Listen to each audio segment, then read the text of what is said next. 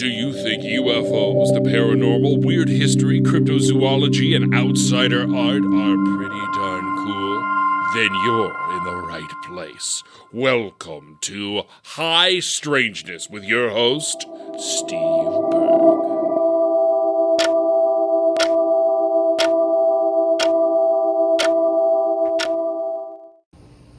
The video version. Hello, everyone. Welcome back to another episode of High Strangeness. Tonight, I have my good buddy on, Wren Collier. And, the first time I ever heard about Wren was, I'm bad with years. I'm going to say it was 2016, and it was on an episode of Radio Mysteriosa, my all-time favorite podcast. And he was like this powerful gust of Fortean wind of unique and refreshing ideas. And he was comparing AI to ET, how we process information, the relationship between the occult and high strangeness. Wren, buddy, how the hell are you? I'm doing good. Currently got the sword of Damocles hanging over my head because my girlfriend has COVID. So it's like Oh, I feel fine. I'm not sick yet, but yeah. I'm just waiting for that to drop. So far so Right. good. We'll see if I get through this, without getting sick. But You can make it. I mean, I had it and my wife didn't get it, and we were careful, but not we just kind of assumed it was impossible to yeah, So you live with someone, it's like you're going to be around them. So right. And I mean, but yeah, I think you're in the clear. I like your odds on this one. all right, I'm going to hold you to that. If I get sick, it's going to be blame Steve Berg's me. fault. Yes. I'll send you a full refund. Nice. Buddy, what music are you listening to these days? I ask you that only because, I mean, I'm interested in what everyone's listening to, but you and I kind of come from the same, musical taste background. Yeah, definitely. What have I been listening to lately?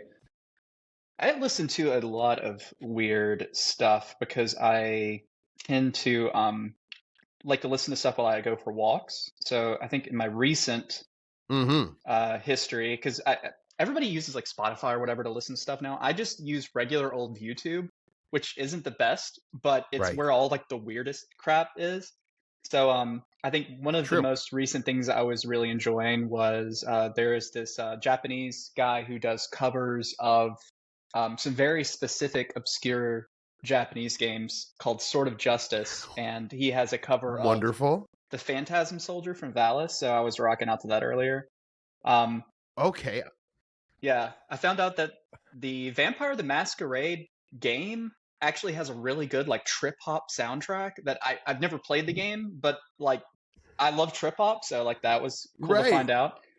And Well, yeah, I've been listening to The Church as well. Like oh, it's been my new wave kick lately. Like I really like I heard Reptile on the radio and I was like, "Oh man, this band rocks." Like I got to listen to more of this.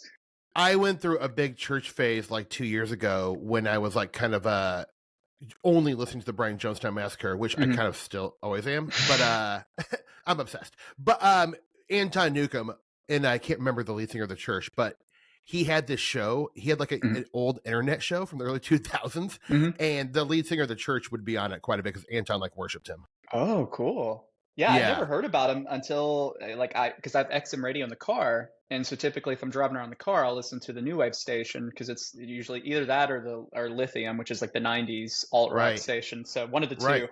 And I just heard the song on there, and I was like, "What? What is this band? This song fucking kicks ass! Like this is really good." They're rad. I mean, I think a lot of people forget with like a lot of those new wave post punk bands, like Echo and the Bunnymen, the Church. Yeah. They're really psychedelic garage bands. Like when you cut through all the red tape. I don't know if there's any red tape involved, but you know what I'm saying. Yeah. The Church is a psychedelic band, man. They get real weird. Yeah, I've got to listen to more of them. A lot of times I'll hear like one song I really like, and then I just I'll listen to it over and over again for about 2 weeks, and then I get sick of it and won't listen to it again for a while. I do the same thing. I've been doing that with Slow Dive lately. I never listened to a lot of Slow Dive in the 90s and early 2000s because I just kind of was like thought it was My Bloody Valentine was the only worthwhile shoegaze band, but now I'm going back and listening to some of these old I'm like, oh, how did I miss Slow Dive coming up? They're so good. Yeah. What is the name of that one band? They did this album called Cyborgs Revisited. They're like a garage rock band. Ooh. Simply Saucer. Ooh, I'm writing that down. They're like I guess I used to follow like garage rock, shoegaze blogs like Yeah. back in the early 2000s and stuff. And I Yep. remember downloading that album off of some blog, and it's really, really, really good. Very like crunchy, Mm-hmm. distorted guitar, sort of like Velvet Underground type Yeah. stuff. But you Yeah. dig it. Oh, that sounds so good. Yeah, it's not like that clean distortion, that like studio distortion. I need some dirt Yeah. on it. I need it to No, be it filthy. sounds sludgy. Like Yes, like good. you're wading through, like the guitar is wading through mud or something. I'm always that way with a lot of bands, like when, like especially like bands that start off like lo-fi. Once Yeah. they like get some money and some success, and they actually record in a studio, I'm like, I'm not that interested anymore. Yeah. Sometimes. No, I love that. Like there's nothing better for like I used to throw parties and stuff, and I would put on like Sister Ray, like the full version of it for the Mm-hmm. party, because there's just nothing better than that like just it's so muddy, but Yeah, it's so crunchy at the same time, and like you yeah, just really like you can feel it going through your entire body. Did you ever listen yeah. to the Black Lips? Oh yeah, sure. Yeah, Yeah, they're local great. Atlanta band. Yeah. Oh really? Yeah, I'm kind of sad. By the time I got into the Black Lips, it was after they had gotten a little famous, Right. and the only Black Lips show I got to go to was this one at Bottle Tree in Birmingham, Alabama. It was, Mm-hmm. I don't know, like 2007, 2008 or something. They were doing like a promotion with MySpace, if people Right. remember MySpace. Hell yes. And it was kind of a bummer because like there was like so much security, and they were like keeping everybody in check. And that was the whole like legend with the Black Lips, right? Was that they would play shows at like the Drunken Unicorn in Atlanta, Right. and they were legendary for being like, just absolute monsters, and like Yeah. the show's getting really, really crazy and wild. And it's like, Right. that's what I was into back then. I remember like at that time I was listening to a lot of like King Khan and Barbecue Show, like Yeah. anything like that I could go to a show that would be like, there's maybe 30 people there, Yep. and you could just fucking get wild. Like that was my thing back then. Yeah, I mean, me too. I remember seeing John Spencer Blues Explosion, and like Oh he was yeah. like so hammered. I think like halfway through a song, he just started wrecking the stage, and he was like in a fight with the drummer, like breaking the snare drum. And I'm just like, this is a great performance. Yeah. People Yeah. were pissed, and I was loving it. Oh yeah. I used to really love Chaos when I was younger, so it was right up my cool. alley. Yeah. But you also, I want, so you probably like a year ago hit me to this filmmaker, and now I forget his name, but he did Catfish with Falcon Wings. Oh yeah. What's his name? It's Jason LeRae Keener. So Right. yeah. And I think his work is germane to High Strangeness and Fortiana in general, just because. Mhm. So this is just my take on it. Being you know him, and you were in one of his movies, which is so cool. Mhm. But he did this trilogy called Catfish with Falcon Wings, and Wren I think posted about it, and I'm like, well, if Wren's posting about it, it's worth checking out. And I remember that night watching all of it and just being like, oh my god, this is so up my alley. It is like Yeah. very Stan Brakhage, very like almost like David Lynch film school days, Yeah. Unshen Andalou. Like it really Yeah. is uber surreal, but like there's a weird like suburban discontent dystopian like vibe to it that is like so unique. And tell me a little bit about him as a filmmaker and how you know him. So Jason was a guy that I met through one of my friends. I think at the time he was going to the university that I was going to as well. And he had a house up in Anniston. And at some point I got introduced to him, like came over and hung out, and he showed me the first film in that trilogy, which is The Man with the Apple-Shaped Boxing Gloves.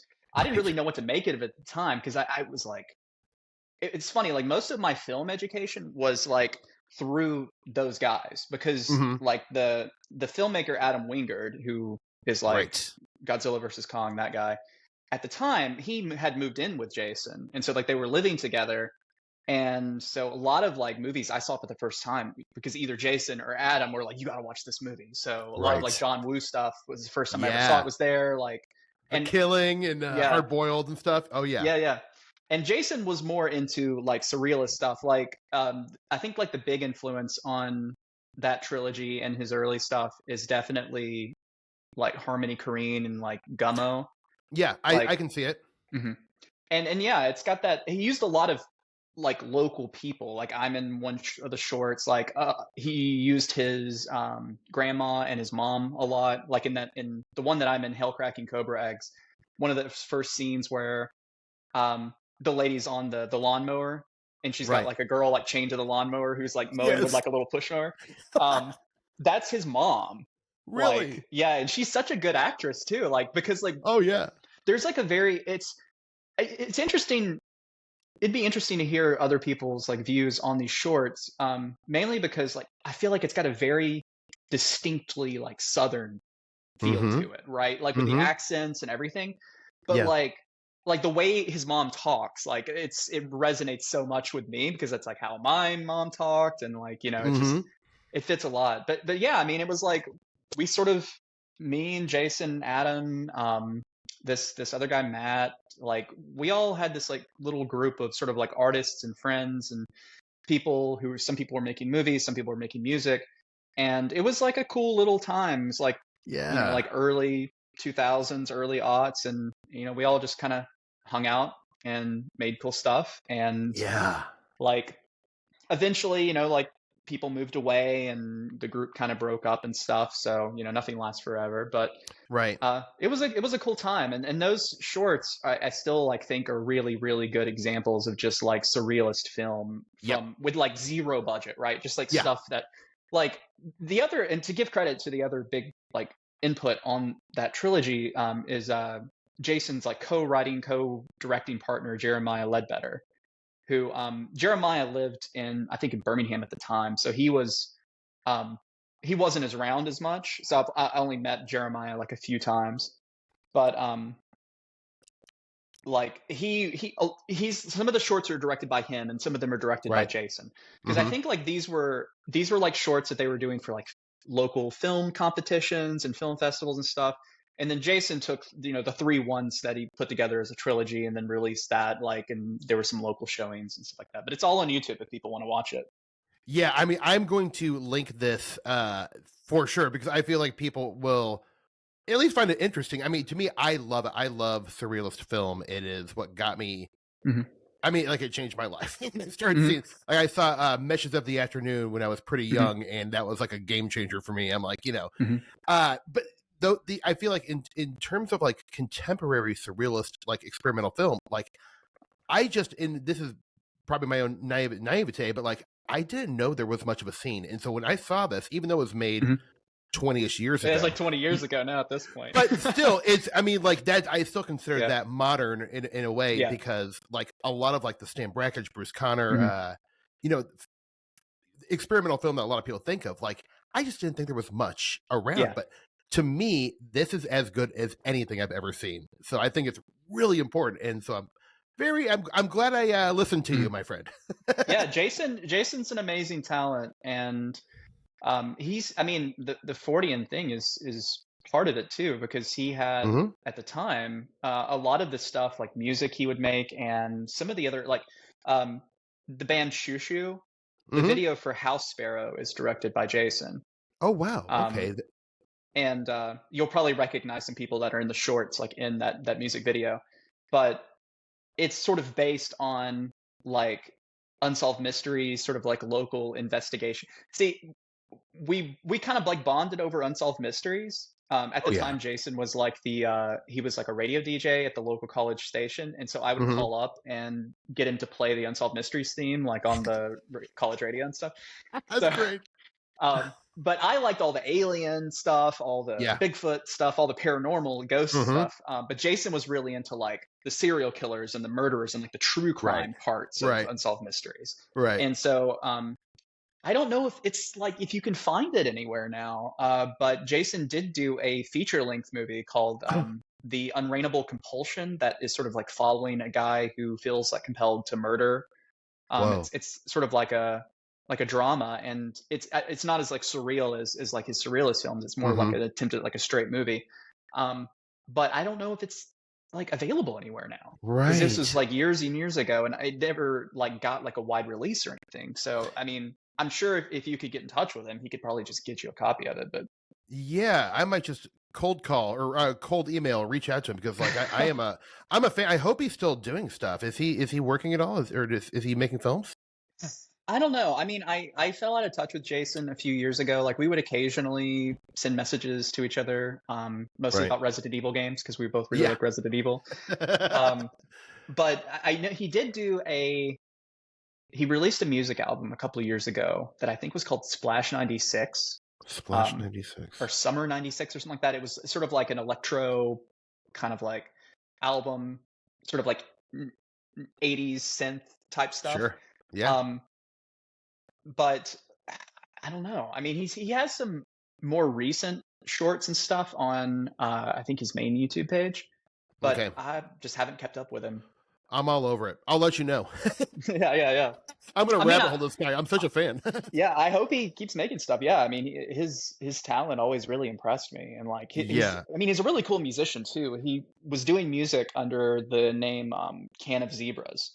Can of And Zebras. I love it. yeah, and that stuff was amazing. Like, he had this old like he bought an old organ, like an electronic organ from a thrift store, like the kind you'd see in a church or something. He had that in Right. his house. Killer. I remember some of like my first ever like experimentation with like music was from like hanging out with Jason. I remember like one time we like hooked up a guitar to like a box fan, and then we're taking like a violin bow and like messing with it and stuff and just making weird noises and recording that. Oh, those Doing wonderful stuff like that. Sonic Youth experimental days. Yeah. Drinking cheap beers, smoking bad weed. I mean, that is Yeah. what it's all about, man.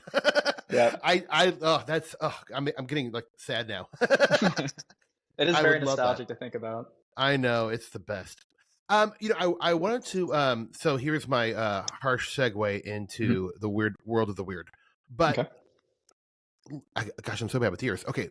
In 2022, the first year I actually attended Strange Realities. Mhm. It was a special year because you live on the live stream in front of everyone walked us through, and if I'm getting the phrasing wrong, please forgive me, like a ritual. Yeah. Right? Is Is that what we call it? Yeah, it was a ritual. It was the Via Solis elixir rite for Libra. So Right. that is I'm trying to remember the name of the book that it's sort of adapted from, but it's a ritual that was written by my mentors Scott Stenwick and Michelle Montserrat, and they're like magical partners. They do they create rituals and stuff together. And Scott teaches a magic workshop thing up here in the Twin Cities every Tuesday night at the local OTO lodge here.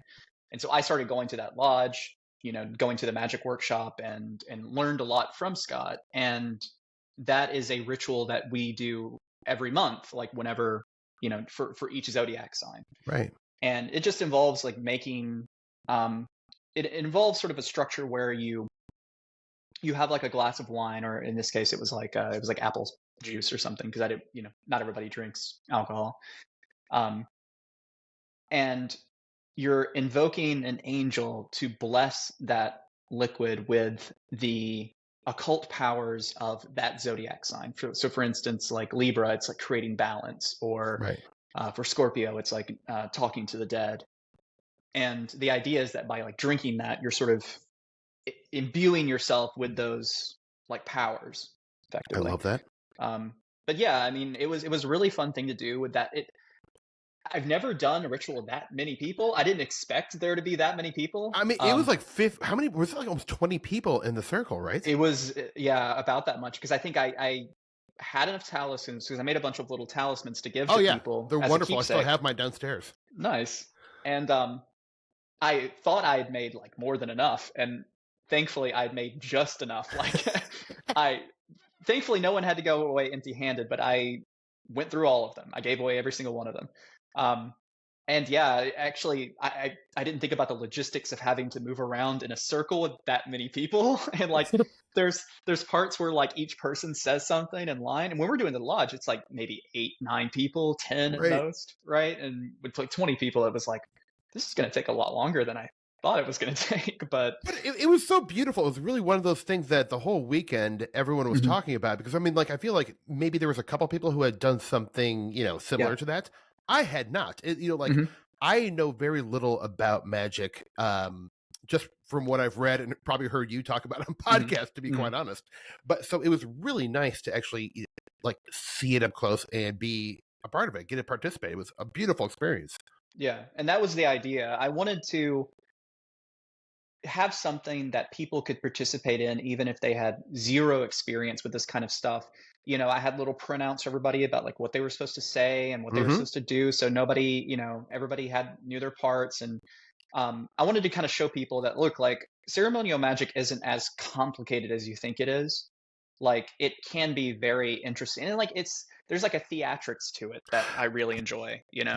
Same here, same here. And that I wanted to point that out because to me, like you use keywords that I hear quite a bit in the acting world, where Mhm. people have parts, Mhm. and that there is lines being handed out, but there is a wonderful performative Mhm. aspect about it that I thought was beautiful. And it's different than theater, of course, but like Mhm. it is a performance. And to me, Yeah. I don't think I had actually grasped that. And to me, that was very intriguing and fun, super fun. Yeah, no, you hit the nail on the head there. I mean, at least that type of magic, like ceremonial magic, is theater to an extent. Like, you have costumes, you have props, you have lines that you need to remember. There's like stage positions and movements and stuff. Like, it is theater. And it's like, it's like mystery plays or whatever in Right. ancient Greece. Like, it's all a similar idea. And the powerful thing about it is that, I mean, you probably know this as from being an actor. It's like when you wear a costume and you play a part, like, it can put you in this altered state of consciousness Yes. where you can believe that you're someone else and that you can Hmm. exist in a space that's like different from your normal existence, right? And Yep. that's like the whole point of like dramatic ritual. Yeah. That is wonderful. That really resonates with me. So I mean, like this brings me to the question: how did you? Because your like studies into magic and your practice Mhm. of magic, it's not like you've been doing it for a super long time, right? Like, or like, Mhm. or, am I wrong about that? Like, and I guess how Yeah. did you actually like get into and commit to saying like I'm actually not just going to dilly dally, but I'm going to dive into this and see what it's about? Let's see. Actually, I have been dabbling at least all the way back into when I was in high school. Okay.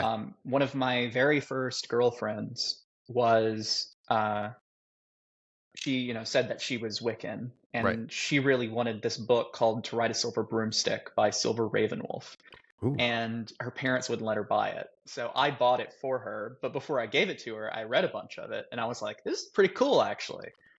And I'd been into like fantasy and like D&D and like all sorts of Mm-hmm. things like that. So like the idea that, oh, you could like do real magic was like pretty appealing to me. Mm-hmm. And I mean, it goes back to like magical thinking when I was a kid. I used to think that like I could move the wind or make the wind blow in different directions when I was like a little kid. So there's always been that vein there, but um, I eventually ended up just like a couple of years, didn't really pursue it much, and then I was working at a Boy Scout summer camp Mm-hmm. in Fort Payne, Alabama. Every summer, I would go up there and work as a counselor.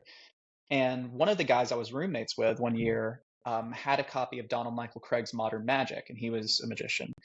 And that was my first introduction to like ceremonial magic. So I bought a copy of it when I got back home. Bought my first tarot deck, like started studying like things like Kabbalah, and I was really into it for a while, but never really like seriously practiced it.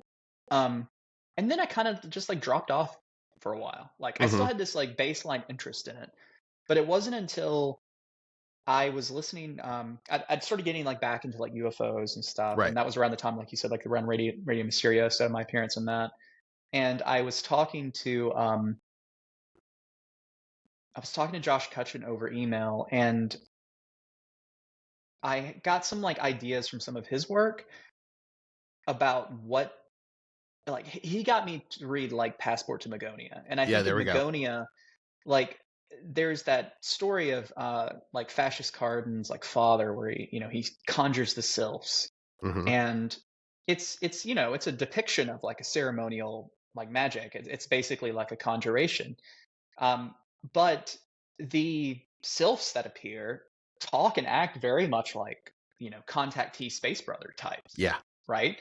And so that combined with listening to, I think it was an episode of either the Paracast or maybe it was Rey Mysterioso with Alan Greenfield talking about the secret side for the UFOnauts and stuff, and then Right. like looking up Alan and seeing who he was.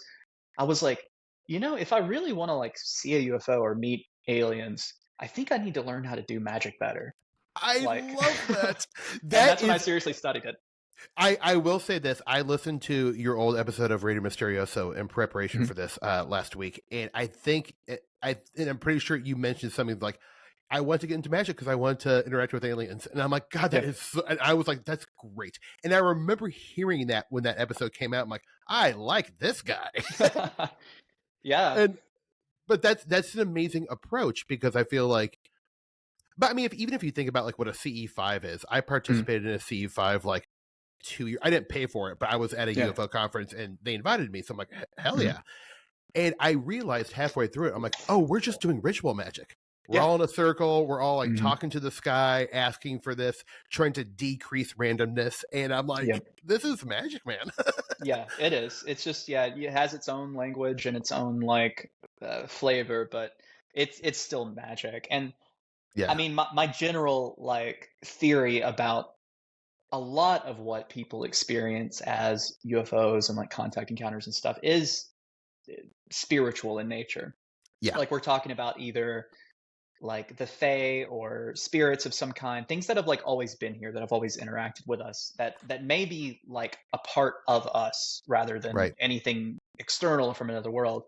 I only caveat that with, I tend to get annoyed with people who go like too far in either direction. And I've sort of like over the last couple of years came back around to the ETH and kind of think like, sometimes it might actually just be aliens. Right. Like, I'm not going to completely rule that out. Like, it's not impossible. And, in some cases, it probably makes more sense than some of my ideas. So, I don't know. I just keep an open mind there. I don't think that I think people who are looking for any one like grand unified theory of the paranormal are probably barking up the wrong tree. It's a wide ecosystem of different things. I think so too. For a long time, probably for a decade, I really felt like I had a grand unified theory of it. And maybe because it was kind of like the hip thing to think at the time, but it did make sense to me at the time. But now I'm like, I'm not so sure. There might be aliens, and whatever this spiritual side is could be just mimicking, you know, like an alien. And like you said, everything's on the table. Like, while the ETH isn't the sexiest idea to me at this point, I don't completely throw it away. Like you said, it could be, that could be part of it. Even like with Bigfoot, like the idea of like a flesh and blood Bigfoot, I'm like, I don't know. Like, it seems hard for me to grasp that, but maybe, or at the very least, like, why can't it be both? I mean, something could be flesh and blood, but also have a spiritual element to it, like there's no reason. I mean, that's kind of what I used to be way more into Keel, but I still kind of dig his idea of like the ultra terrestrials, right? Like this idea that these intelligences can create ad hoc physical constructs, right? That they can then inhabit for like a period of time until it runs out of juice, and then they got to like go back to the whatever spirit world. Of course, Keel wouldn't frame it as like spirits or whatever, but I think that's actually a pretty good idea. And in some cases, like if you're like, I've often talked about how what we may be dealing with is like higher dimensional in nature, and I don't mean like in an alternate dimension kind of sense, but I mean like actually like 4 or higher dimensional. Like things like time and space may be perceived very differently by them, and like if we think about us interacting with like 2D space, right? The things that we can do in 2D space would make us appear as gods to like beings who were 2-dimensional, right? Right. And so beings that would be 4-dimensional could do things in our world, like manipulate subatomic particles, even like manipulate things like probabilities and like causality, and it would be like nothing to them. It would be the same as us, like walking and breathing. Right. So like that's sort of where I'm at the moment, thinking about both like the capabilities of spirits, because I think about that a lot with like spirit stuff. you know, because there's a lot of spirits who can like give you like, let's say like, um, you know, the favor of great princes and kings, or like can bring you wealth, or can change certain things in the world around you. And I'm like, what if all of that and all of like magic in general is like applied paracausality? It's Mhm. interacting with some sort of intelligence that can manipulate, like that can move backwards and forwards in time in such a way that seems impossible to us because we're limited by the second, you know, law of thermodynamics. Like we have a thermodynamic arrow of time. We perceive time as moving in one direction. But to a being like that, like, well, that's just not the case. Like time is completely different to them. It's just this dimension that they can move back and forward and whatever. So it'd be very simple for them to set up certain things, right, so that Right. other conditions occur. It's something that seems miraculous to us, and like it doesn't necessarily make sense. But I think to them it's like nothing. But Right. And that just might be the yeah, rules that they play by. No, I mean it's interesting, and like here, I mean not exactly, but you were kind of touching upon some the Eric Wargo's ideas from his really interesting book Time Loops, yeah, where yeah, he talks about retrocausality a lot, and yeah, it's a good. I mean, and it's not an argument, but it's a good theory. You know, like yeah, a lot. It kind of resonates with a lot of what you said, and I find that as compelling as anything. You know, yeah. so It definitely. So like in general, I've made the statement before that I think that magic, what magic really does is set up like bootstrap paradoxes, right? It sets right. up effects without causes, or in some cases like retrocausal, like time loops, like Eric Wargo talks about.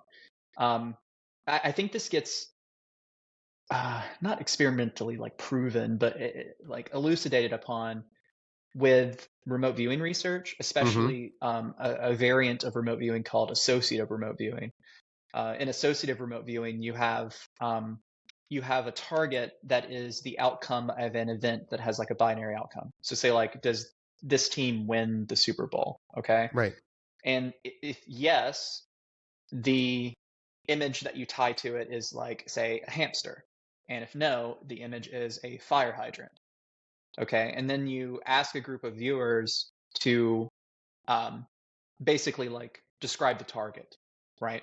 Now, at this point in time, the target is both of those things, right? Because it's a binary outcome that hasn't been resolved yet. Mm-hmm. Once it is resolved, or so then you would say, you know, if more people saw something that looked like a hamster, then you would say, okay, yes. If more people saw something that looked like a fire hydrant, then you go with no. Um, but the important thing here is, and what relates to the time loop thing, is that once the event resolves itself, so after the Super Bowl, you Right. would then take whatever image actually corresponded with the actual outcome of the event, and you would send that to the viewers, and you'd say, this was your target. Okay? Regardless if they were right or wrong. And what I think that that does is somehow set up like a time loop or something where they're sending information to themselves in the past. Right. You know, like, Right. and so it's remote viewing isn't so much in that case, like associative remote viewing isn't so much describing a future state, but your future state sending that information back to you in the past. Yeah. Which I mean, you know, it's tomato tomato. I mean, it could be both ways. There's no Right. reason it couldn't also just be you sending information to yourself in the future or whatever.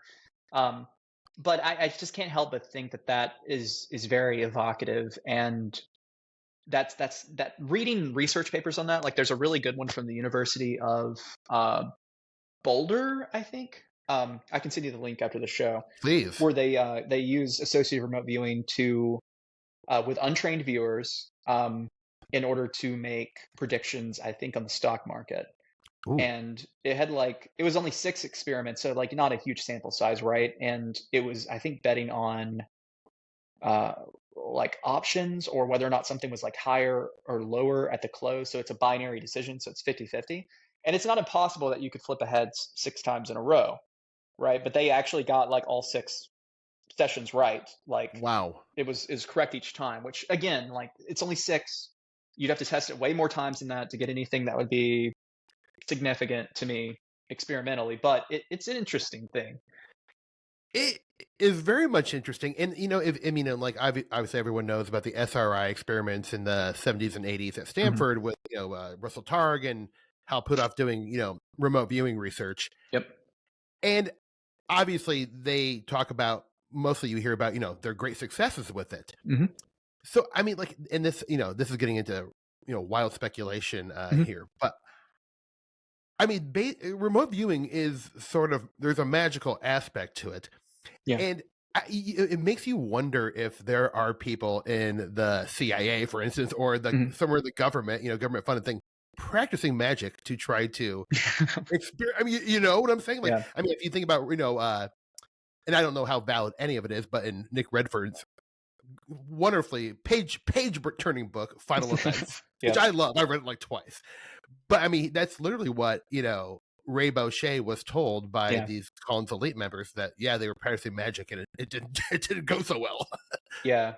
I mean, this is actually a thread that I am currently attempting to unravel a bit, because when I was in Scotland last year for like a family vacation thing, I brought along a copy of Andrea Puharich's Beyond Telepathy with me. Awesome. It's an out-of-print book that I found at a half-price books. I had to pay like $60 for it, but still, what a score! It's really good, yeah. And Puharich himself is a very sus individual. Me reading this book was not an endorsement of Puharich or his methodologies. Yeah. But what was fascinating about that read was that near the end of the book, he's talking about how like weather conditions may affect like ESP ability and like effectiveness and stuff.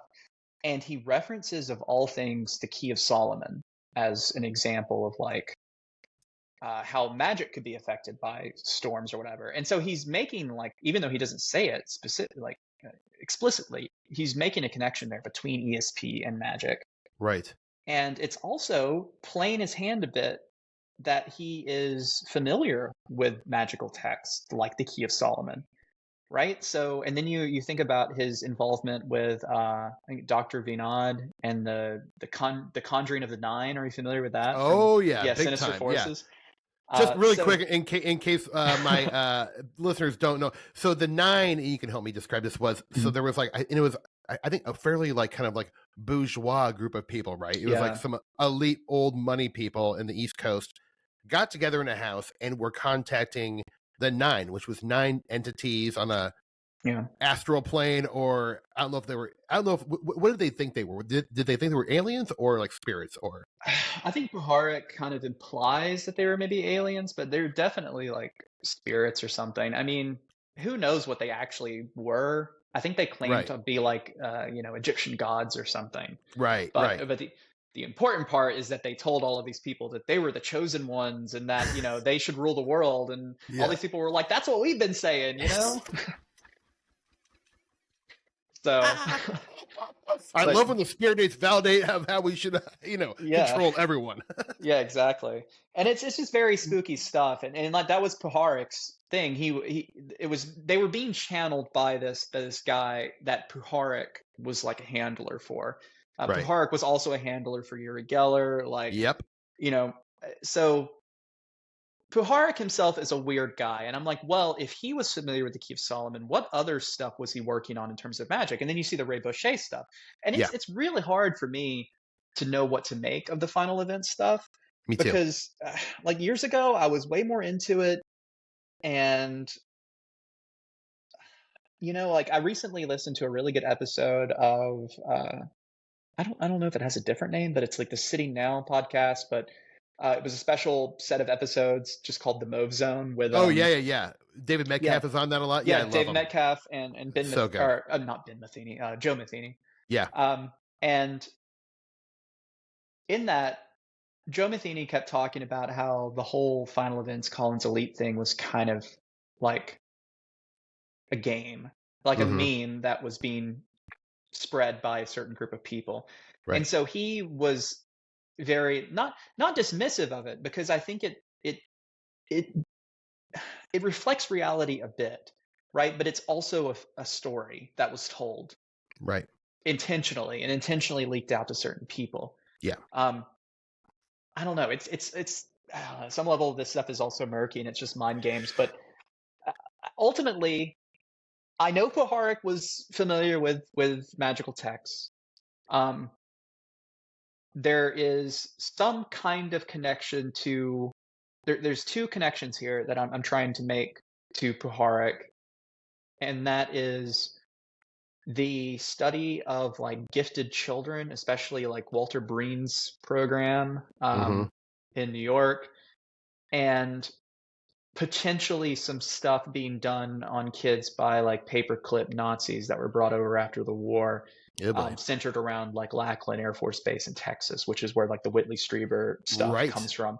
Yeah. So there's there's some connection there, because I think if Strieber's story is to be believed, he was basically like psychologically and emotionally tortured as a way to try to open him up to experiences with the numinous, right? Right. And that's why I think like Whitley's experiences are real, in the sense that like he has these experiences with these entities, but that he was opened up to that experience by the experimentation he suffered as a child, the torture that he suffered as a child. Right. And in Beyond Telepathy, Puharich talks a lot. He's really fascinated by shamans.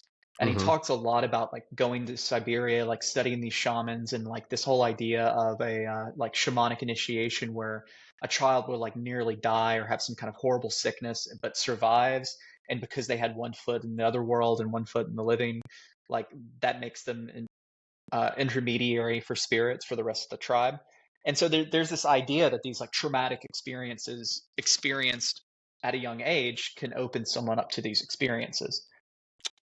To like, you know, these encounters or whatever. And so like there's some connection there between Puharich like doing this research and then the same experiments allegedly being carried out on kids in like the 60s and stuff. Right. Did that have any crossover with MK Ultra that you know? Oh yeah, I mean, I think it absolutely must have had to. The big problem with MK Ultra is that like, you know, most of the documents were destroyed. Yeah, they destroyed all of it. Yeah. Yeah, that's convenient. All we have is like what escaped the fires, right? Because when the CIA director at the time, I'm struggling to remember his name. Yeah, I just saw it was on the Octopus documentary. Yeah. When he heard that there was going to be a congressional hearing on it, you know, and that they were going to try to release like, or you know, get all these documents, he was like, just burn it all, like get rid of it. Yep. And they did. So all we know today is like what survived those fires, and it's not much. It's probably we know about some 25%. Yeah, it's mostly like LSD tests gone wrong. You know, that's like what we know about. But like, it seems like it was you know, potentially much more serious. But then you have shows like Stranger Things, which I think it's funny, like that episode with Emily where you're talking about the Montauk stuff, right? Yes. Because originally Stranger Things was supposed to be like a show about Montauk, and I was so into the Montauk stuff when I was younger. Oh, who wasn't? So cool. It was so salacious and wonderful. Yeah, I mean, like I loved all that stuff. I ate it up. And I mean, to me, Stranger Things is really interesting to watch from the perspective of someone who kind of like knows about some of this experimentation that was allegedly done, because it's like this is kind of like a limited hangout a little bit.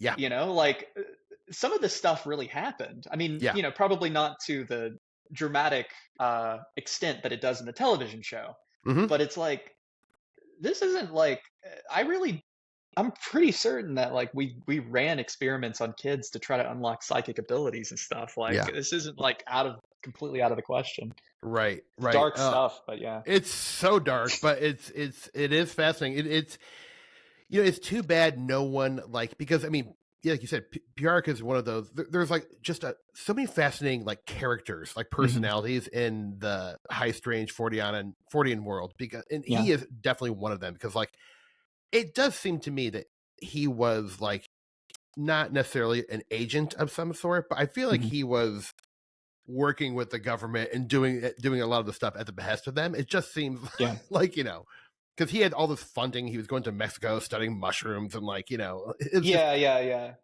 absolutely. Yeah. I think he was an agent of the crawling chaos. I think Puharich was like an incarnation of Nyarlathotep or something. Oh man, I wouldn't doubt it. I wouldn't doubt it.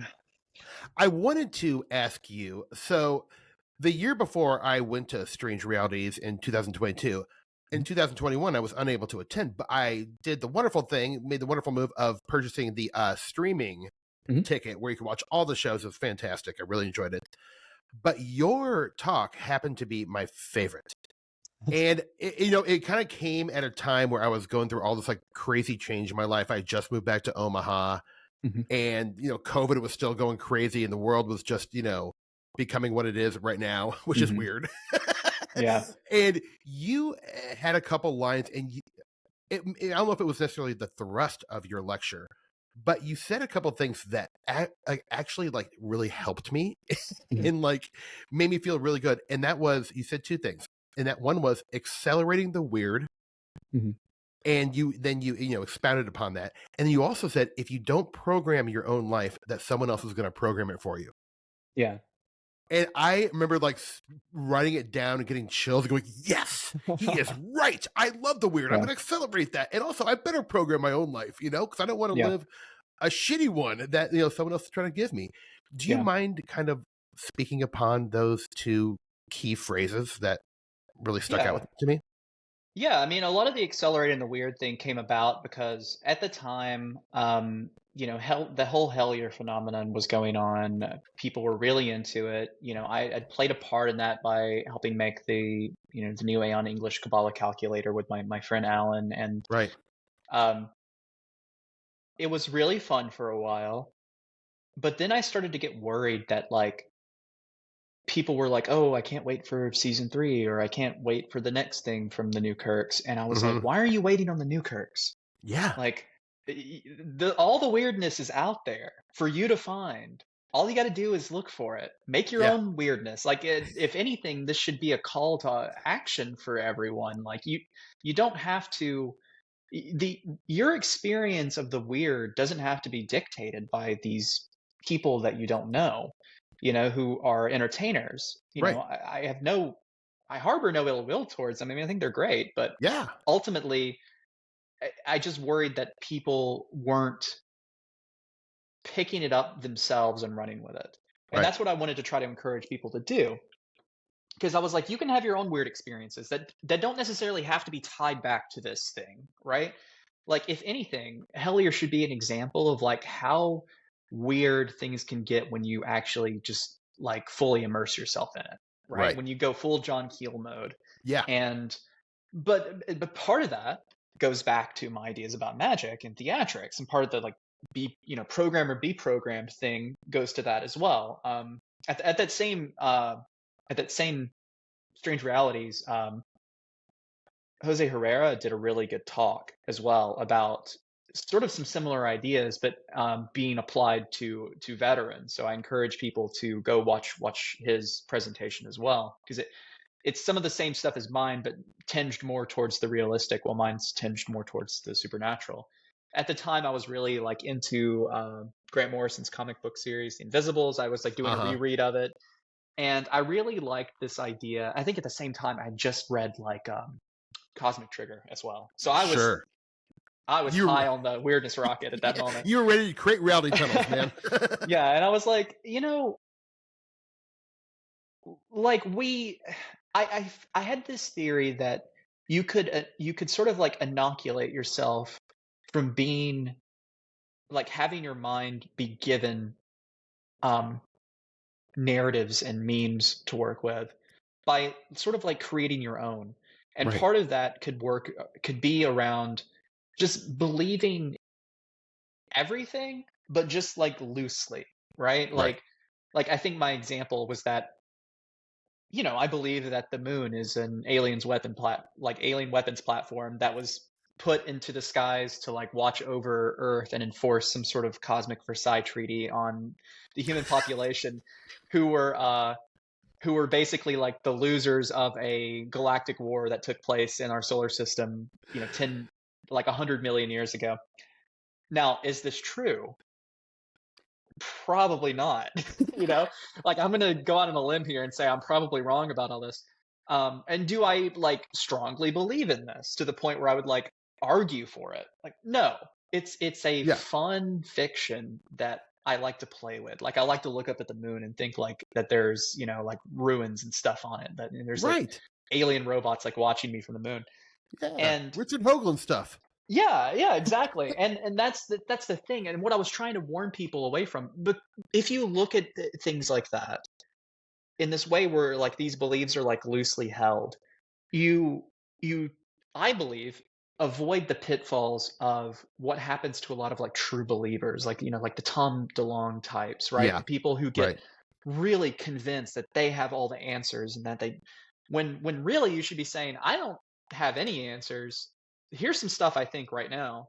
I'll Yeah. probably think something else later or adjust it with new information, right? Just trying to encourage people to like remain mentally limber, like be able to adapt and not let yourself just get carried around by narratives, like whatever memes are getting pumped out into the information sphere at the time. I think a lot of it was brought on too because at the time I was reading a lot of like I don't know if people are familiar, this is some deep cut stuff, but crypto cuttlefish on Twitter. Are you Mm-mm. familiar with crypto No. cuttlefish?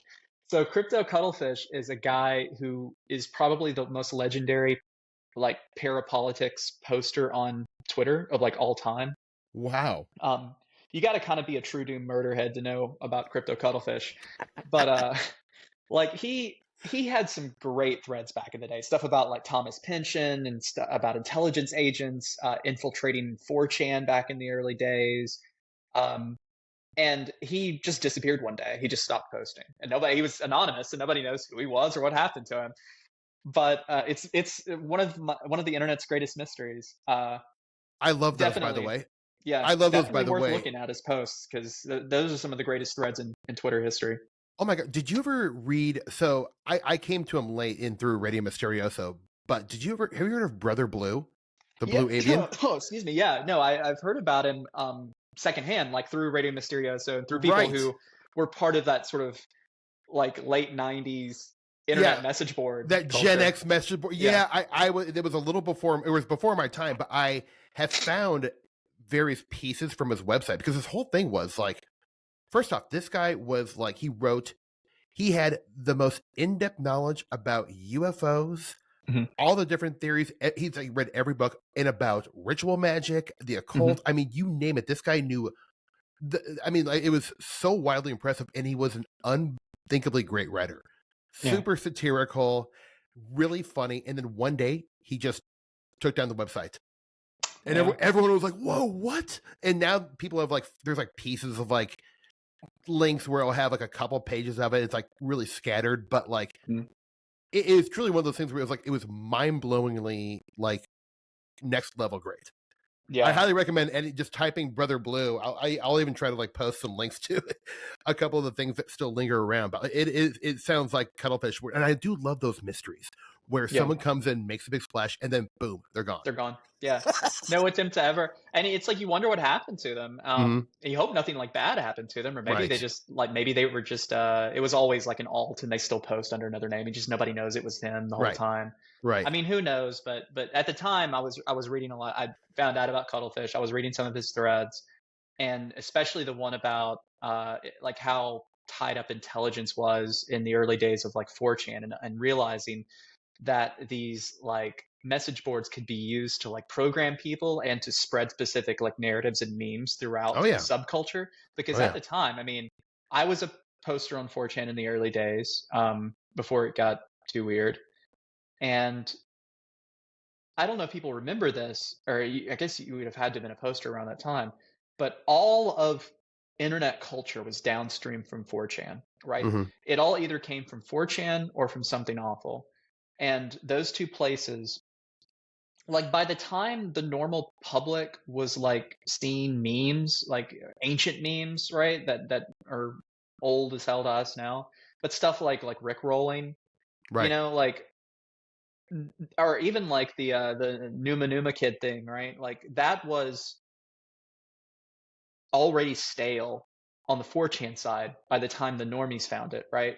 Like we had been posting the Dregasoya Dente cat video like I don't know, like 8 or 9 months before it was like a thing. We were like, what? Where did I guess they finally found out about this meme, but it was Yeah. at the time it was, and I think certain actors within the state intelligence sphere saw like how influential 4chan could be for spreading memes like that. Yeah. And we're like, okay, we gotta like get involved in this, right? Because everything is downstream from this culture, and we can seed things in here that will make its way throughout. And I think that that's where you get a lot of stuff like QAnon and Pizzagate. Yep. A lot of things that probably have little kernels of truth in them, but have been so completely polluted by bad actors upstream that it's impossible to sort out what's real and what isn't anymore. Right. It's like classic Right. disinfo stuff. Absolutely. I mean, if you even think about this, Steve Bannon, who was famously on the Trump administration at the beginning, Mm-hmm. and kind of a fascist folk hero, he like used his like money and power to like way before Trump was on the scene Mhm. to like set fire to the gaming community. Yeah. And like he was like paying people to mine like gold on World of Warcraft, and Yeah. he had these really weird side businesses that like no one talks about, but he Mhm. was literally spreading like incel, like misogyny, Mhm. fascistic ideas all over that scene. Yeah. And this is and I think people didn't take it seriously at the time, but look at what it's grown into. And like, I mean, Yeah. he knew what he was doing. He was using those Yeah. same tactics you were just talking about. Yeah. And that was, that was one of the big points of my talk. Like this kind of stuff is going on all the time, especially if you're using the internet, right? So Mhm. just like be aware of that and understand that like there are forces constantly trying to get you to think one way or the other, but that you have to instill in yourself some sort of like core, I don't know if morality is like the right word, but you have to decide for yourself like what's right and wrong and have that in your heart and not allow sort of that to be dictated for you by Right. forces outside of yourself, because you never know like what their intentions are or whatever. Like, and I feel like this was that's my other big thing is that like MK Ultra never ended. It just turned into the internet. Right. Right. Like it's much easier to do mass mind control on a population using memes than it is using LSD. Yep.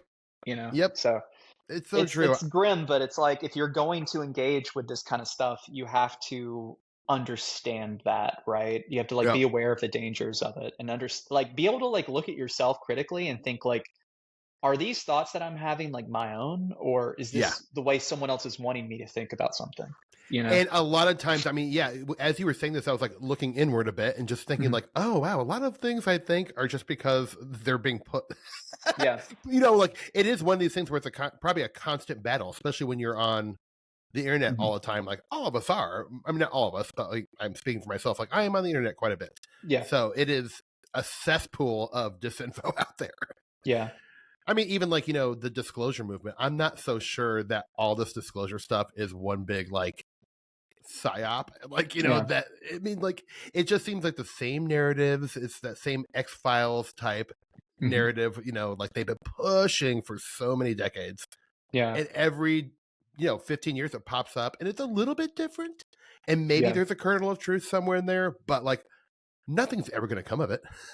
No, it's not. And that's what I've been wondering, like when the other shoe is going to drop on that kind of stuff. Because like for a while, I was pretty sure they were about to go full Collins Elite, right? And be like, it's all demons. It's all whatever. Because like you had multiple people being like, the UAP phenomena is not what most people think, right? Yeah. And it's so much bigger than people think it is. And I'm like, okay, I know exactly what you're going to say. You're going to say it's like demons or whatever. Like this is what, and I do think that there is like a core contingent of people like within that scene, both in the State Department and like privately, who have that belief that there's like this spiritual warfare thing going on. Like I don't doubt that that's real at all. Even if the Collins Elite meme itself isn't necessarily real and is sort of just a fiction.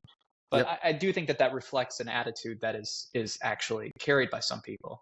And then I think you've got other facts. See, that's the other thing. I don't think it's monolithic either, because I think you've got other factions within the disclosure movement who,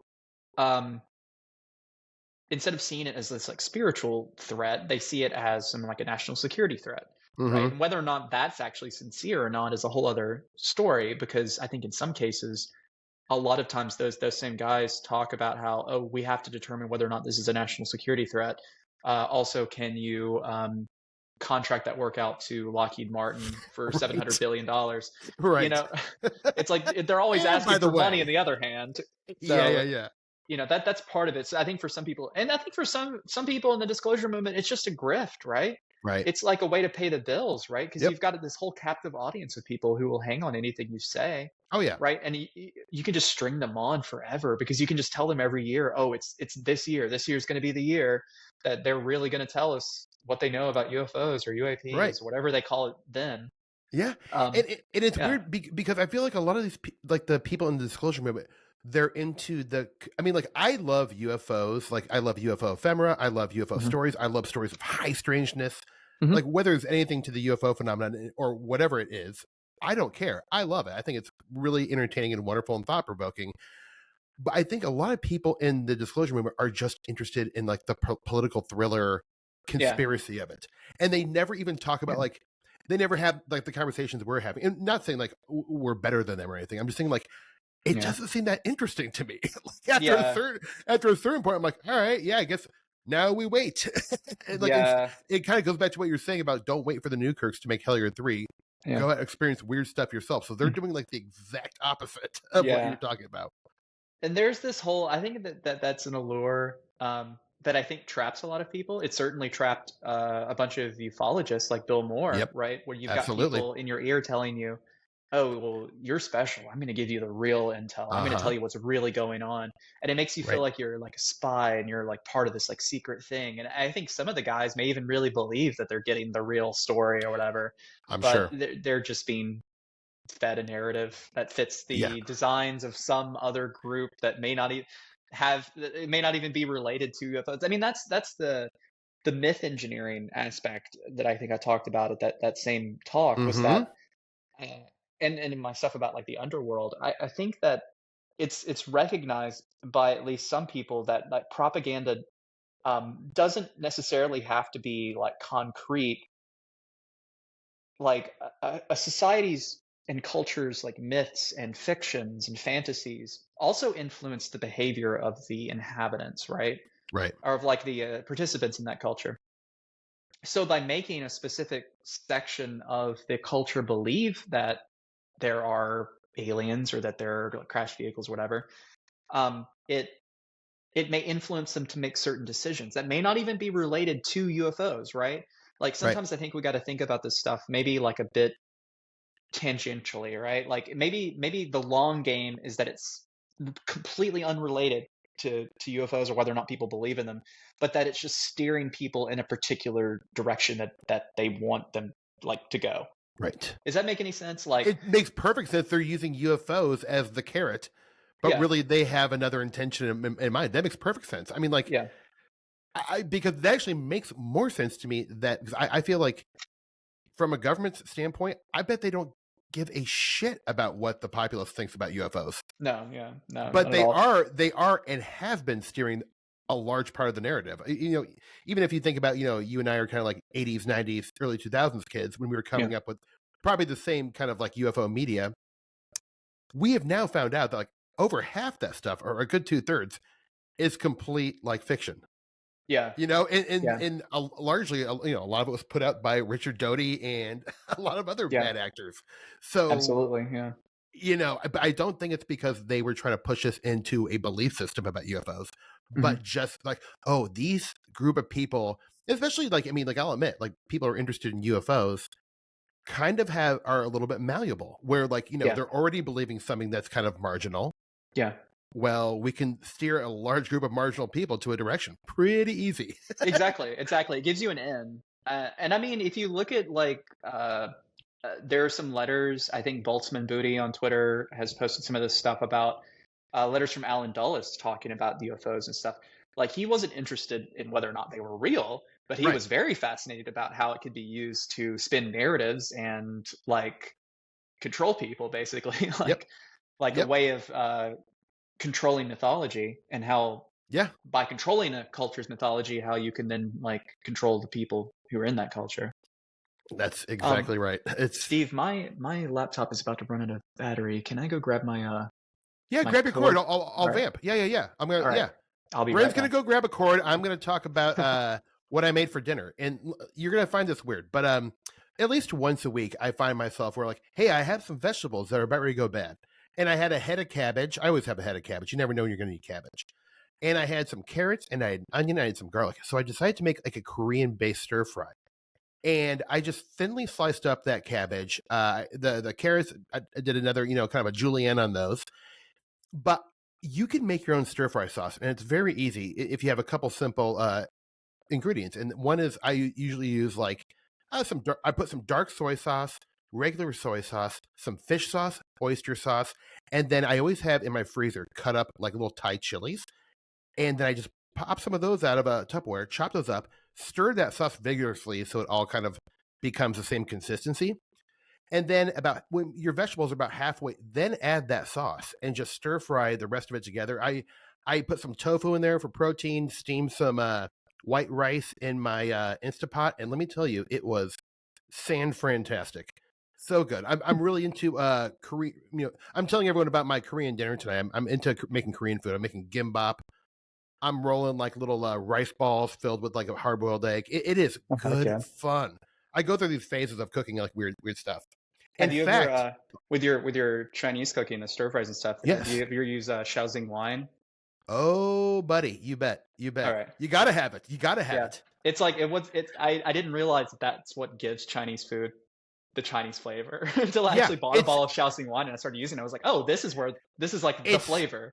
It's the acid it's that zing in the sauces, and I use it with like Indian cooking. In fact, this is a great segue into one thing I've noticed about Wren, and I don't know, and I want to know where this came from. If it was your practice in magic, or this is just who you are inherently as a person. But so I'm going to use the segue is Wren has been posting for the last year some of his meal preparations, and I love this idea because look, you're on the go, but you want to have something decent to eat. And I'm a big believer in always like making every meal count, and so I do meal prepping as well. But Wren was doing these wonderful looking chicken tikka masalas. Am I right about that? Yeah. I learned how to make chicken tikka masala, yeah. And it got me into it. So I've been making chicken tikka. I'm like, look, I'm just copying everything you do. You're like my big brother in a way. No, but Indian food, while it seems like, oh, I could never make good Indian food, that is not true. You just have to have once you have the right spices in your cabinet, you can do anything you want. Yep. So Wren, this brings me to my point. You have a home garden. Like, but not just a home garden, but like you have an impressive outdoor garden. But you also during the winter keep that garden alive because you have like an indoor greenhouse. Yeah. You construct your own magic tools, such as scrying mirrors, wands. I wish I knew what what's the thing you gave away at Strange Realities? It was like a plate. Oh, the table of practice. Oh, that's, yeah, it was. That's this thing right here. I'll show it to you. Oh, he's gonna show it to me. Here we go, folks. We'll show and tell. This right here. I mean, for people watching the video, I mean, it is absolutely unthinkably gorgeous. So, Wren, this brings me to my point. You have an extraordinarily large bandwidth for patience in general, because all these things I'm talking about, if you're an ADD person and can't sit still and like can't wait and like just like enjoy the process, you're not gonna be able to do this stuff. But you like to do things yourself. You are such a DIY person. Is that something you've always kind of had, or like, because even practicing magic, like, I mean, it's long. You really have to study. It's not for everyone because it requires a lot of like mental gymnastics, to do it right. So tell me about you and your relationship to patience. All right. Well, I mean, the DIY bug, definitely, I get that from my dad. He was really into electronics. He was an electrician by trade. And he used to make like little sort of electrical experiments, right? Like he had like a Jacob's ladder that he had made himself and like weird things like that. And so he was always like tinkering with things when I was a kid and sort of making like we had a whole like weather station that gave you like wind speed and direction and like measured all these different things.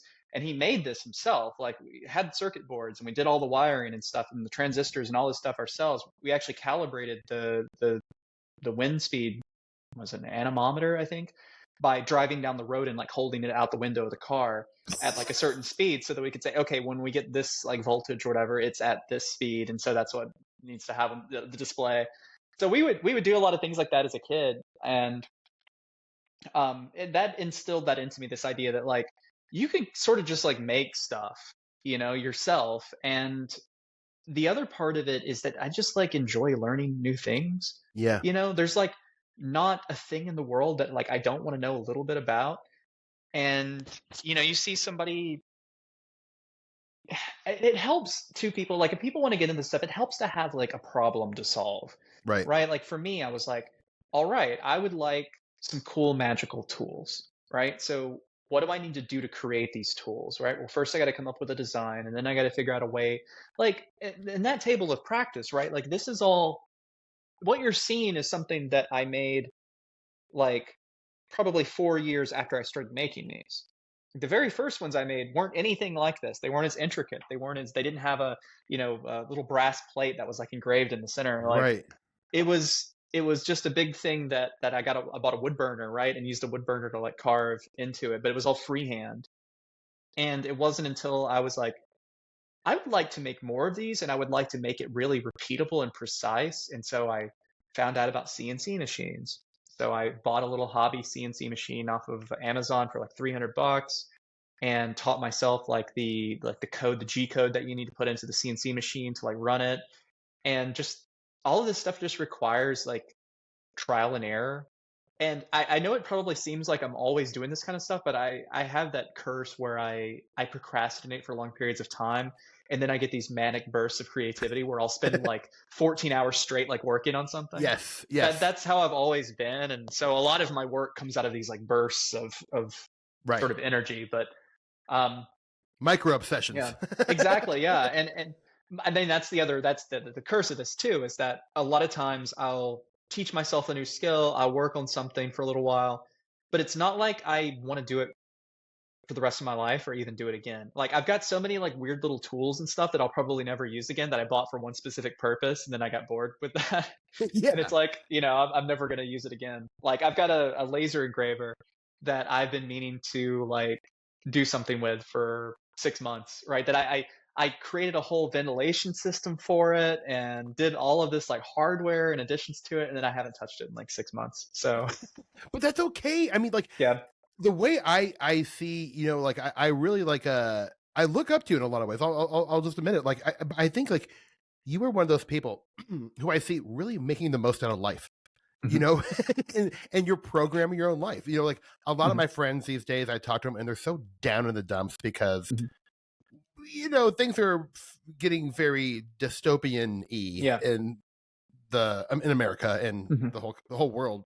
I mean, my God. Yeah. And it's hard not to let that infect your life and for it to take over, but you just can't, because like I feel like just watching following you on Twitter and just being able to be buddies with you, it's really nice to see someone just push through and trial these new things, man. Like it really is. You're doing it right, pal. Yeah, thank you, and that's very sweet of you to say such nice things. But I a lot of that comes from, and I used to not be this way. A lot of it comes from me deciding that I'm not going to let my life be dictated by things that I have no control over or no input on, right? Like there's a lot of really sad and horrible things going on in the world. Yeah. Almost none of these things can be affected by me in any meaningful way. So I have nothing to gain but misery to like focus and fixate on them and think about them all the time and engage with them. So, and maybe that's a privileged position that I have as a person who lives in America, who is, like relatively well off. Like, I've worked a lot to get where I am, but it's like, I have a pretty comfortable existence. And so I have the ability to not care as much about stuff than perhaps other people do. So I'm not telling anybody that they have to be like me, or they should even be like me and not care about stuff. But I mean, to an extent, it's like I used to torture myself mentally over stuff that I had no ability to affect, and I just couldn't live like that anymore. And I just wanted to worry about the things that I had control over, right? Like things like the meal prep, right? Like I have control over what I eat and what I do with my body and whether or not I exercise. Right. And I have control over how I look. I have control over what tools I can use to do magic. Like I have control over what plants I can grow in my garden. All of these things I have the ability to actually affect, and then I can work on things that made me that fulfill me and make me proud, right? Like when I hit a new personal best record on like a weightlifting move, like a bench Right. press or whatever, I can feel proud of that. And that's something that I did for myself that I had control over. And sometimes, I mean, like if the world is getting you down and the world seems like it's on fire, just sometimes my gentle advice is to like step back, find something that you have control over, that you can do, that you can be proud of, and just do that. It's not going to fix everything. It's not necessarily even going to make the world a better place, but find joy like wherever you can find it, Right. Like Right. it's out there. You just got to find it. And like you owe it to yourself to try to find a little bit of joy in the world. I completely agree. And bravo! I clap right now, but it would ruin the sound. But I do think that is really damn important advice, because like I will say, just like, and I do think, while you're doing this stuff for yourself, it might allow you to be a better partner, and it might be allow you to be a better friend, or it might allow you to Hmm. be nicer to your coworkers. When you're feeling Hmm. good about yourself, that becomes infectious. And when you're doing Hmm. positive, cool things, like me just observing like all the things you're doing, I'm like, man, I should pick up my guitar and make Hmm. a like Brian Jonestown Massacre ripoff song, and I do, like, Nice, and that nice. makes me very happy.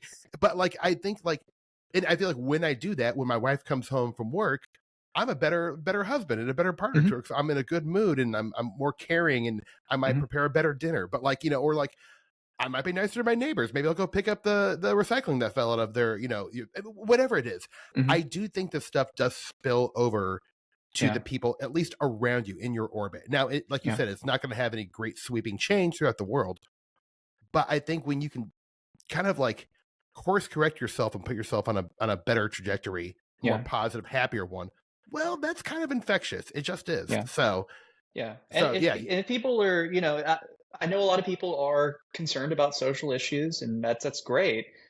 My take on that is that like try to focus on things that you can do for your local communities that you absolutely. actually have some power and have some control over. Yep. Like doing like fixing people, having like brake light clinics, right? Like where you're fixing people's brake lights who may not be able to afford to get their brake lights fixed, because that's one of the number one reasons people get pulled over. And That's amazing. like that's a local thing that people have done here that I think would be cool for other people to do in like other places, right? Like there's all kinds of like little community initiatives and things you can do to help people who are actually the people you see every day, right? And it's not going to fix the world, and it's not going to necessarily make the world a better place, but it might make your community a better place. And right, Yeah. and that's where you live, and that's what you interact with every day, right? And it's So really what you can affect. Yeah. yeah. That's wonderful. Well, before I let you go, I want to ask a couple questions just about your magic practice, and this Mhm. is just because I feel like like I not that everyone who's listening is going to go try magic, but like there probably is likely some people listening who aren't interested in trying some of this stuff. Mhm. And is there a place, like, because I feel like when you want to practice magic, there it's kind of a daunting Yeah. idea, and like obviously there's not a one size fits all answer, but like, Mhm. do you have any recommendations of like a book to read or somewhere where people can start just to like learn more and see if it's for them? Mm. That's a tough one because part of me just wants to say read Agrippa's three books of occult philosophy. Hmm. Eric Purdue's recent translation of that is great. Like Agrippa's three books will teach you every single thing you need to know about magic. Um, but also telling someone who has zero experience with magic that they should go read Agrippa's three books of occult philosophy is kind of a dick move, right? It's like it's in a weird spot where it's like a basic foundational text, but it's still maybe a bit too like deep into the pool for someone Right. who's for like doesn't even know if they can swim yet. Right. So I would say my best advice here is try to find, first of all, like figure out what you want to use magic for. Like I approach magic like very pragmatically. Like I know at the beginning I said I wanted to get into magic so I could talk to aliens or whatever, and that's Hmm. a perfectly good reason for doing magic. Maybe that's your reason for wanting to do magic, and that's great. On the other hand, I treat magic like really, really practically. I'm like, can I help other people with magic? Like if someone's having like a spat of like bad luck, right? Can I Right. do something or make a talisman or do a ritual or pray to a certain god or whatever to give them some good luck, right? Or help them. Um, Try to find like a use case, right? Like before I was talking about like DIY stuff, like kind of need like a problem to solve, Right. right? And I think that that's a way to not necessarily like just spin your wheels, right? Because if you've got a problem to solve, you've got something like a specific use case in mind, then you can focus on figuring out how to approach that use case magically. And the cool thing about that is that there are tons of different magical systems throughout the world, right? Hmm. From different cultures, from different religions. Like there are hundreds, if not thousands, of different magical systems, and all of them usually have ways of approaching specific problems. Like I don't know, like getting rid of somebody's bad luck, or getting rid of evil spirits, right? Maybe you're like a Right. ghost hunter and you want to like figure out a way to ghost bust a house and get rid of Right. spirits that are in a house. Every culture has their own exorcism rites. Um, so that gives you the ability to like don't get firmly attached to any one system until you've played around with it for a bit. And there's nothing wrong with like dabbling and experimenting, right? I After years of doing this stuff, have finally like kind of figured out what I enjoy doing, what I personally vibe with, what fits my needs and expectations of what magic can be. But that may be different for everybody else. Some people might be more into you know, like cunning craft, like folk magic and herbs and stuff. Like some people might be more into like Taoist sorcery, and you don't know until you've tried it, right? And you get experience using it and decide, okay, this is what I vibe with. This is what I want to do. So I'm not going to recommend any one particular book. I'm going to Sure. recommend people like figure out what they want to accomplish and then see how different magical systems try to accomplish that goal, Right. and try to find one that like personally speaks to you, right? Because that's Uh-huh. the most important thing. It needs to be something that like you vibe with, and you'll know it when you hit it. Like I found what vibes with me, but what vibes with me is not necessarily going to vibe with other people. So Right. um but and the other aspect of this is that I used to be very encouraging for people to like experiment and dabble with magic, and I've cooled on that a bit as I've gotten older and have Yeah, yeah, I've heard you say that recently. yeah. Yeah. And I think it's just because I've seen, I don't know, this is going to sound very alarmist, but I promise it's not as scary as it sounds. But I just have seen belief in this kind of stuff like really mess up some people's lives. Yeah. Like it's sort of, some people like they're just not cut out for it, and that doesn't, that's not a statement that like I'm better than them or that Right. whatever. It's just like it's just not a good fit for them, like psychologically.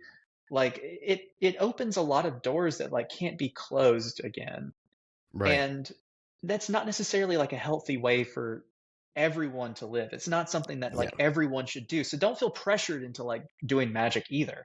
Like it needs to be Right. something that you really like think long and hard about. Like, do I want to get involved with this? Because it can be scary and it can screw your Yeah. life up. So like I Yeah, I don't mean, want to like like sugarcoat that. right, and I mean there is cautions to be had with this stuff, right? I mean, like Yeah, it can go south on you in not yeah, a pretty way. I mean, I yeah, don't know that for that's just like what I've heard people say. I don't know yeah, that yeah, for yeah, certain, but is yeah. that true? Like Yeah, I mean, there are plenty of stories of what happens when conjurations go particularly badly. Stephen Skinner's talked about a few of those in some of his podcast appearances.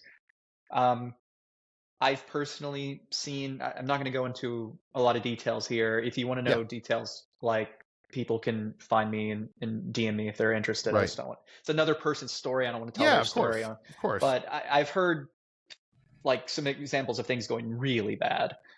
Um, Most of the time that's not going to happen. Like I don't know what necessarily causes things to go really bad, like catastrophically bad like that.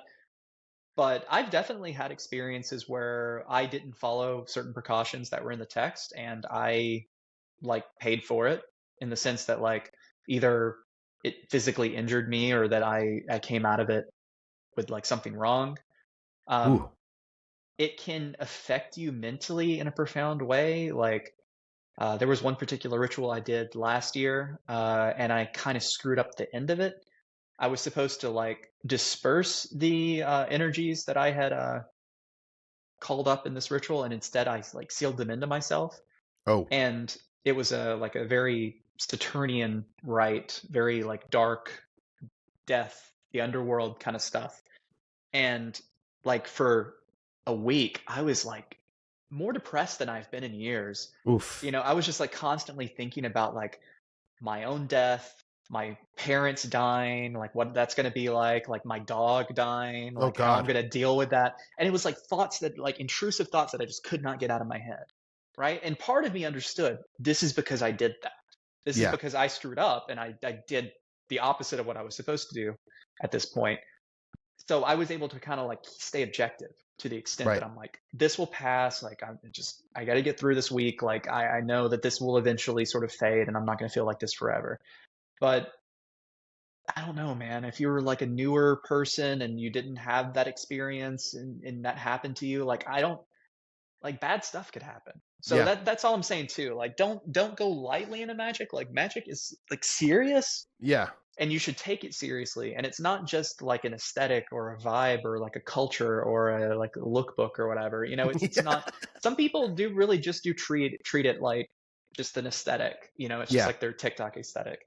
Right. But it's so much more than that, and it can be so much cooler and interesting and powerful and numinous, but it can also be like scary and intrusive, and it should always be approached with like a certain amount of respect. Right. You know? Going humble. Probably not. Probably don't go and be and cocky where you're like, Yeah. bring it on, demon. Yeah. Not the way to do it. Probably. Yeah. I mean, I think I told you about what happened to me at the Bell Witch Cave, and that was my own little. Yes. Maybe I'll talk about that some other time. Yeah. Well, I mean, I have to have you back on because I literally didn't even get to a page of, which is very common for me. But I have so many questions I want to ask you that I would beg you to come back on. Yeah, I'd love to anytime. Wren, this has been so much fun. Is there anything you want to plug or like where people can find you and whatnot? Yeah, I mean, people can find me at my website. If you want to contact me there, I've got a contact form. That's liminalroom.com. They can check out the new Aeon English Kabbalah calculator that is linked on there. I'm also on like different social medias, usually under the username like Liminal Bird. So just look for me like on Blue Sky and stuff. It's that. And yeah, I've also got a like a Discord server that discusses like magic and paranormal and stuff. So if you're into that kind of stuff, you don't really have like a place that you belong to hang out and you want to come hang out there, I'm active on there. There's the community people. It's tightly moderated. There's nobody weird or creepy on there. And if they are, we'll kick them out. So Oh, that's great. free. I didn't know you had a Discord. I'm going to get that. I'll put all the links in the show notes, of course. Yeah. I'm going to join that Discord server. I have things I want to discuss. All right. Buddy, this has been so much fun. It's great to see you again. I look forward to our next hang, which will probably be Strange Realities next fall. Yeah, I think so. If they're doing it, I guess it hasn't been announced. So hopefully it hasn't been officially announced, but hopefully this fall we will once again gather in Nashville, Tennessee to drink beers and talk about the weird. Yes, man. What can be better than that, folks? Yep. What can be better than that? Wren, you're an absolute joy. My friend, it's so good to see you again. Everyone, thank you so much for listening. Y'all have a great dinner tonight. All right. Bye. Bye, everyone.